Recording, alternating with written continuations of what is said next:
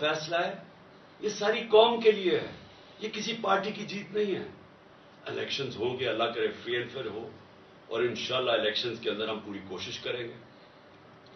عوام کو بتائیں گے کہ ہم کیسے ان کی زندگی بہتر کر سکتے ہیں، اور یہ بھی بتائیں گے ان کو موقع ملنا چاہیے۔ لیکن یہ نہیں ہو سکتا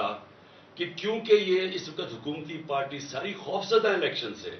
اور کیونکہ آئین کہتا ہے الیکشن ہو 90 دن میں، لیکن کیونکہ ان کو خوف ہے کہ یہ الیکشنز کے اندر ہار جائیں گے، جس طرح